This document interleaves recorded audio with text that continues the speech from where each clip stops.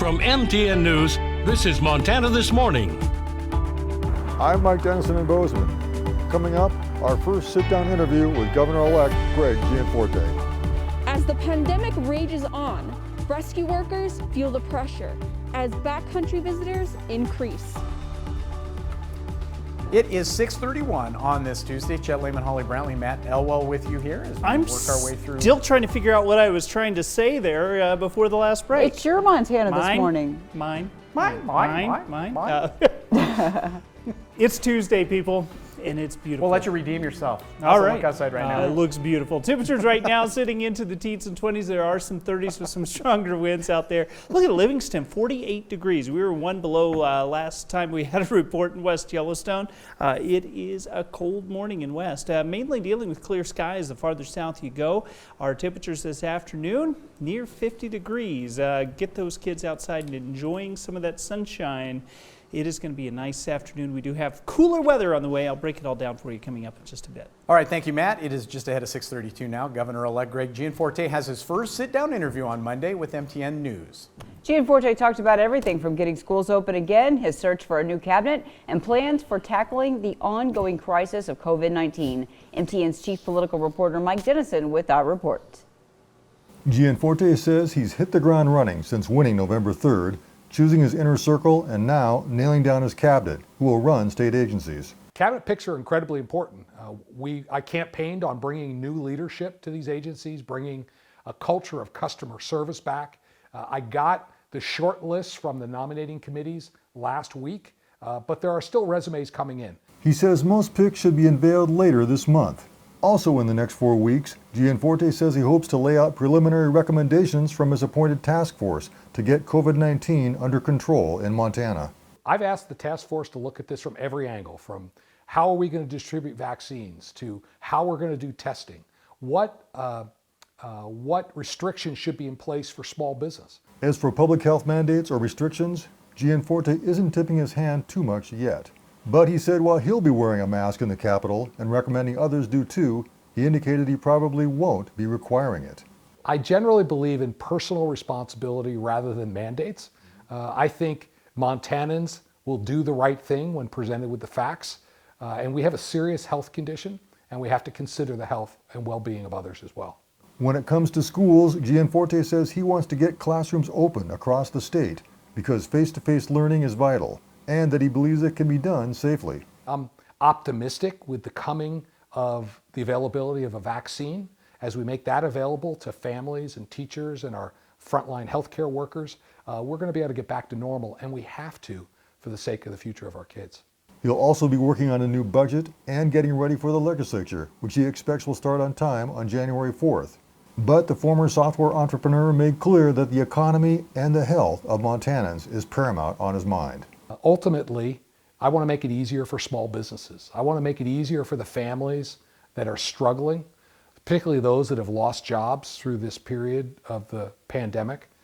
We need to get healthy, and we need to get our economy going again. I'd like to look back, and people say that when Greg Gianforte took office, that was the turning point towards better outcomes for more Montanans. So far, it looks like Mr. Gianforte is proceeding much as he promised in his campaign, in a deliberate business-like approach. What that means for specific policy steps to address the pandemic and the economy, for that, we'll have to wait a bit longer. Reporting from Bozeman, Mike Dennison, MTN News. Gianforte will be sworn into office as Montana's 25th governor on January 4th, the first Republican governor in 16 years. Well, in the meantime, Montana lawmakers met yesterday to begin looking at options for how next year's legislative session will run. MTN's Jonathan Ambarian reports on what their decision could mean for the legislature and for the capital city. The Montana Legislature's Rules Committees met for the first of 2 days Monday. They're considering recommendations for the rules that will govern the upcoming session, and by extension, what that session will look like during COVID-19.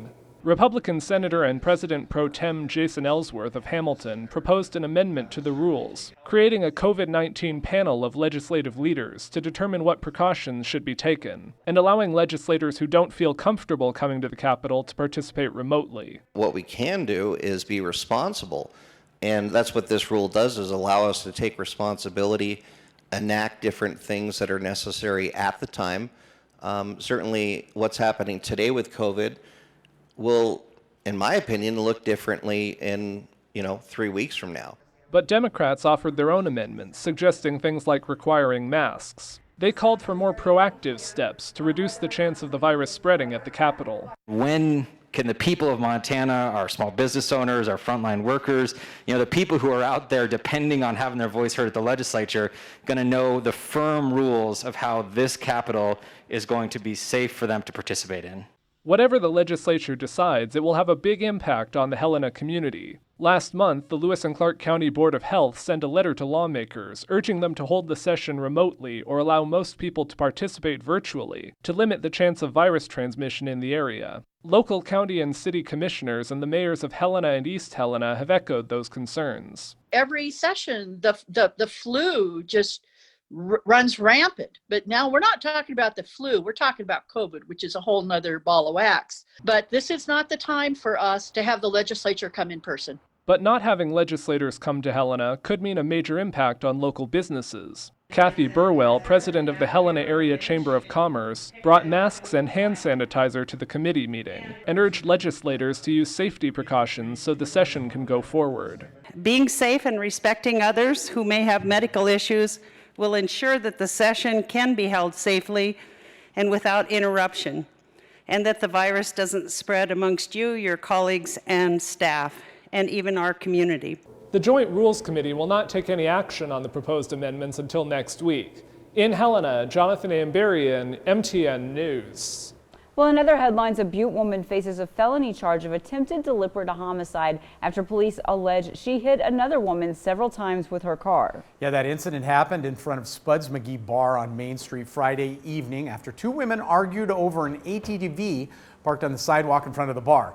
Suspect got into her car and hit the woman at low speed at least 3 times with her vehicle before driving away. Victim was treated for minor injuries. Yeah, it's ridiculous to fight over that. I mean, it didn't make any sense to me reading the report and stuff, so I'm assuming, that, and there was lots of witnesses, we have video, so it's very, we have a lot of evidence against this person, so. Now we're told police have a suspect as of this morning and are seeking a warrant for her arrest.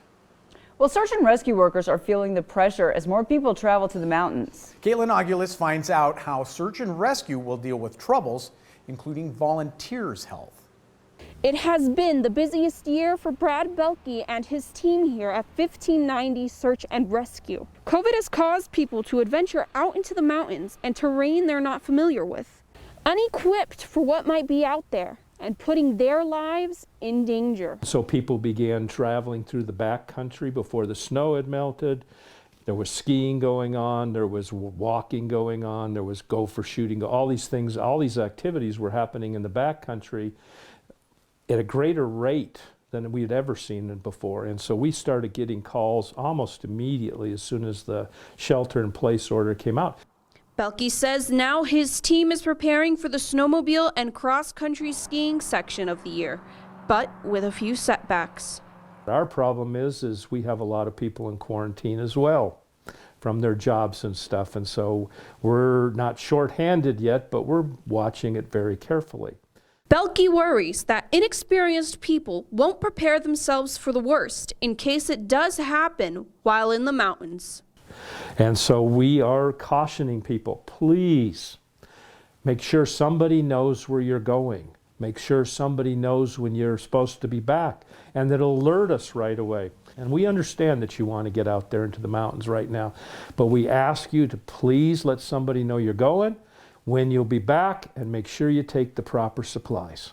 In Butte, Caitlin Aguilas, MTN News. So many good tips of advice in there that gosh. can just save you so much, including potentially your life. So Yeah, great advice there. do the right thing ahead of time. That's really that simple. Things that I'm learning here in Montana. It is not. Go out and enjoy it all you want Absolutely. to.